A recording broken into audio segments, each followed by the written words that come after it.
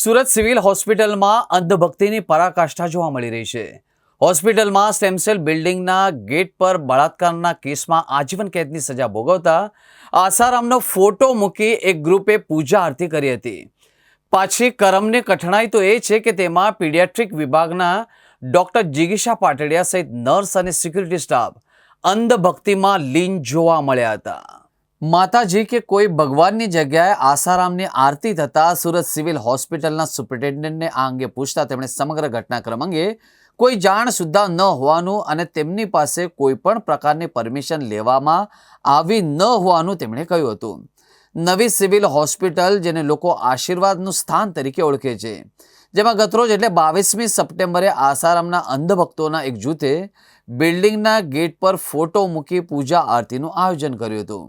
આરતી દરમિયાન મંત્ર અને ભજન કરવામાં આવ્યા હતા, જેમાં હોસ્પિટલના કેટલાક ફરજ પરના અધિકારી એવા પીડિયાટ્રિક વિભાગના સિનિયર ડોક્ટર જિગીશા પાટડિયા પણ સામેલ હતા. આ સાથે ત્યાં હાજર સિક્યુરિટીના જવાન પણ આરતીમાં જોડાયા હતા. સ્થાનિક લોકો અને સામાજિક કાર્યકર્તાએ આ ઘટનાનો વિડીયો પણ ઉતાર્યો હતો. આસારામને 2018માં કોર્ટે બળાત્કારના કેસમાં આજીવન કેદની સજા આપી હતી અને ત્યારબાદ 2023માં ગાંધીનગર કોર્ટે સુરત એક મહિલા સાથેના બળાત્કારના કેસમાં પણ આજીવન કેદની સજા ફટકારી હતી.